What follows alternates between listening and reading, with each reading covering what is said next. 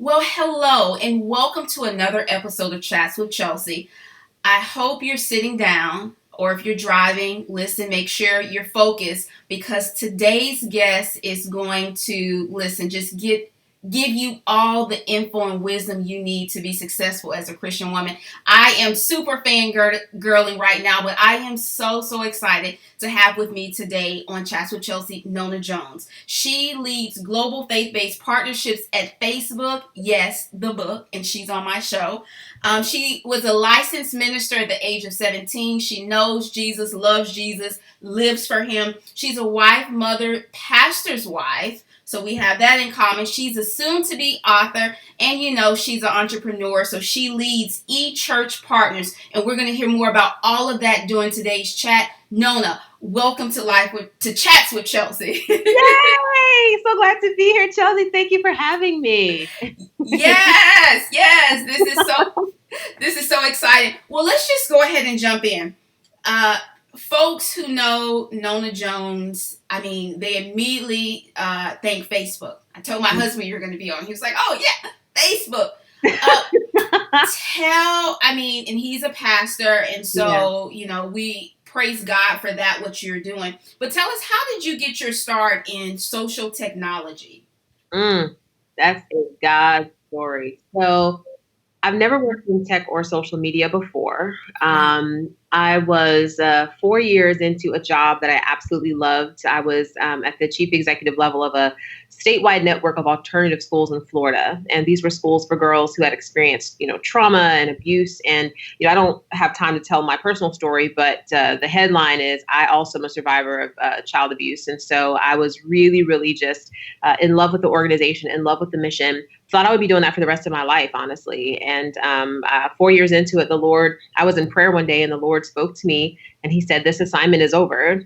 And it caught me so off guard because I was like, "What do you mean this assignment is over? Like, I have another 20 years here." And so I just thought I didn't hear him correctly. I was like, well, let me just pray again, because obviously that was not right. I must have been going through something that day.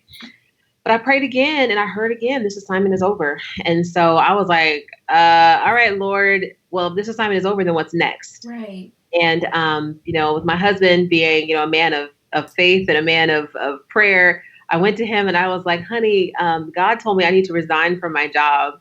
And he was like, "That's great. Are the bills resigning too?" That's real though. That's real. Because we got a mortgage, we got 2 kids in private school, we got all this. And I was like, "No," I said, "but he told me I need to leave." And so in my time of prayer, God told me to resign on June 30th of 2017. He gave me that date. And I met with my boss that day at 1:00 and I gave her my letter of resignation. And we finished talking around 1:40. And of course she asked me, she was like, "Well, what are you going to do next?" And I was just like, "I'll tell you soon." That's like, "I'll tell you soon." And got in my car around 1:40, driving home. And at 2:05, my cell phone rang. Okay. And it was an unfamiliar area code. I don't ever take those calls, but I felt the Spirit tell me to take that call. So I did. And when I answered the phone, I said, "Hi." And this woman said, "Is this Nona Jones?" And I said, "Yeah." And she said, "I'm calling from Facebook." And I was like, Facebook doesn't call people. So who is this? Like who has ever gotten a call from Facebook? You know what I mean? So I didn't quite believe it. But she proceeded to tell me that apparently the week before I resigned, Mark changed the mission of the company to focus on community building. And she said one of the communities that the company wanted to focus on were communities of faith, and that my name had been given to them as someone to talk to about helping them think about this work. And so I thought it was like an advisory board or like a committee that they were putting together. I didn't think it was a job. And so I was just like, "Okay, well, send me some information. I'll look at it when I get home." And so I opened up my email and there was a job description in my email. And I told my husband, I said, "Honey, Facebook just sent me a job description." He was like, "Why would Facebook send you a job description?" I have no idea. And the thing about it is, I was living in Florida.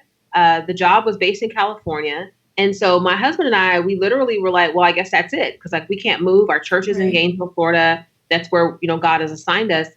So when I talked to the lady on that Monday, I was like, "Listen, this sounds amazing." I was like, "You have no idea how perfect this timing is." I said, "But, I can't move because we have a church in Florida and we have to stay here. This is where we feel like we're called."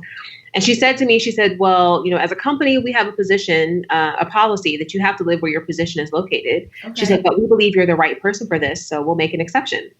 And I was just like, This all is right, the Jesus. second call, Nona.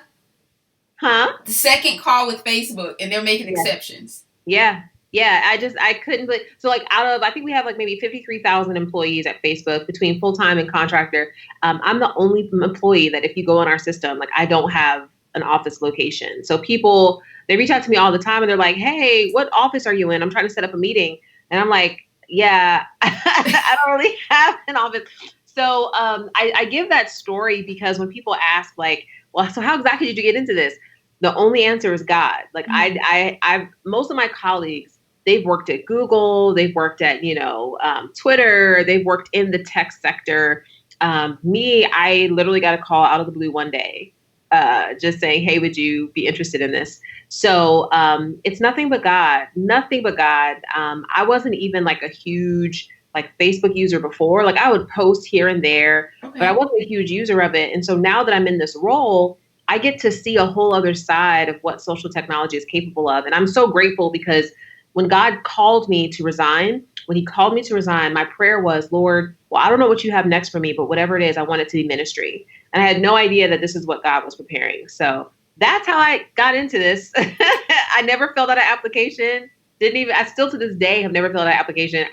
They 2 weeks after they called me initially, they were sending my offer letter and they were like, "Hey, can you send us your resume because we need your address? Like we don't." So it's all God. It's all God, girl, for real.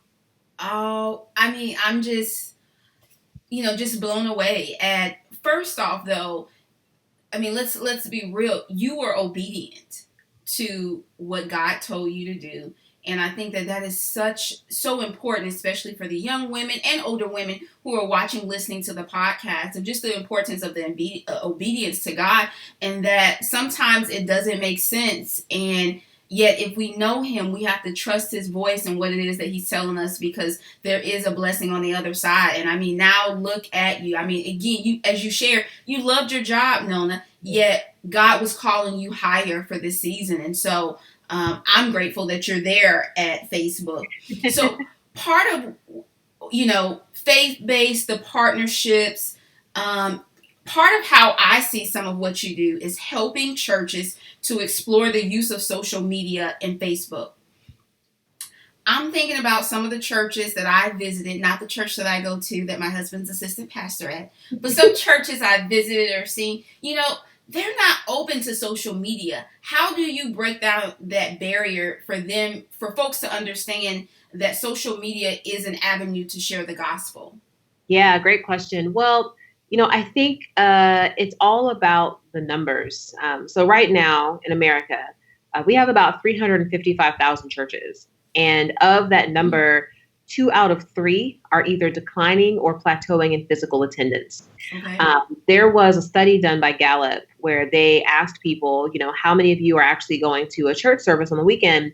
And 40% of Americans said they were, but actual attendance is 20%. And so when I talk to most pastors and I'm like, how is your attendance doing? Most of them are like, it's really taking a hit. Like they see the trend. Now you overlay those data points with the fact that every month over 30,000 people are searching Google using the phrase church online. So people are actually looking for a church online experience. And typically what they're met with is the ability to just watch a service being live streamed, or they're Okay. able to watch a video recording.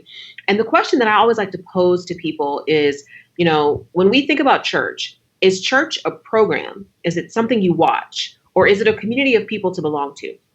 Because if church is a program, then we're doing that really, really well. Like we've got the program down. 11 o'clock comes Sunday morning, we're going to the program. But there's 168 hours in the week. Right. And so I believe, looking just at the life of Jesus, Jesus didn't tell people, you will not ever find one example in the Bible where Jesus was like, hey, y'all, come see me in the temple on Sunday. I have this amazing sermon. I'm going to give to you then. Jesus was constantly teaching people wherever they were. He was meeting them wherever they were. And so I believe what social technology does is it allows us to frankly return to a biblical model ministry, which is 168 hours per week, growing in your faith relationally. It's no longer about just being the person watching the program. It's about being part of a community. And that's the difference between social technology and broadcast technology. Broadcast technology is very much so like unidirectional. I have a message, I'm sending it out to you. That's what the church program is. You have a person on the platform preaching at people. What social technology allows people to do is it allows people to connect not just one to one, but one to many. It allows you to connect with me to connect with you. We can connect with our family and our friends. And so that's what I basically try to share with people is if you are resisting social technology in favor of the traditional model of church, which is just a program, then you're actually missing out on what the Lord intended for the church to be, which is the body of Christ. It's a community of people who are growing in their faith together. And that just doesn't happen when you're sitting in a pew on a Sunday listening to someone speak. Wow. Well, first you've educated me on the difference between social technology and broadcast technology. And I agree. I mean, I'm a social media probably addict in some ways, and so the Lord and I were working on that. But to your point, it is especially for millennials. It's where we find community. Right. I think it can be a whole different discussion about how healthy it is, etc., what that looks like long term. But at least for the now, this is where we are. This is how we connect and how we even get information. I check my news through Twitter. Exactly. Yeah. And that's kind of what Twitter has become as well, as like a news broadcast platform. To go back to a point you made earlier, just about like the health of social media, mm-hmm. I always like to address that because we changed our algorithm. Facebook changed our algorithm about a year ago. Okay. And as a result of that, people were really upset because pages, like the content on pages, was not seeing as many, reactions as people had liked before. Well, the reason that we did that is because there was research done on the correlation between well-being and social media. And what we found is that when people just passively consume content without interacting with it, like they just scroll through their newsfeed over and over, their well-being is like adversely affected. So people who do that, they feel more depressed, they feel more isolated, they have more suicidal ideations. But people who are in community on social media, people who are part of groups and part of other types of forums that connect people to each other, they actually have positive impact on their well-being. So they feel supported. They feel like they're actually belonging to something. Mm-hmm. And so that's why the algorithm was changed, is because we saw that there was a correlation, a negative correlation between the way that people were using the platform and how they were feeling after they left. So that's why it changed. A lot of people got upset about it, but we felt like that was something we had to do because we have found that community is actually directly correlated to health and well-being. One of the keys that I'm taking away is that Facebook is focused on community. Yeah. That's actually why I was hired, because our mission was changed. Our new mission is now give people the power to build community. And so that's what we're trying to do. Wow. I'm learning. I'm enjoying. So tell us, how ordained minister at 17, your pastor's wife, you know Jesus for yourself.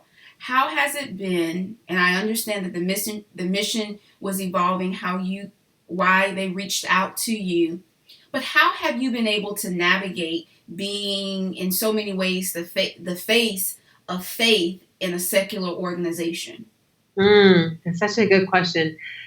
I've had to be both intentional in that because it's very easy when you're in environments of people who, don't think like you, some people who may even be hostile to faith. It's very easy to sometimes feel like you have to kind of play down who you are, play down that part of you. Mm-hmm. But I'm not that way. The way that I approach my faith, I like to use this analogy.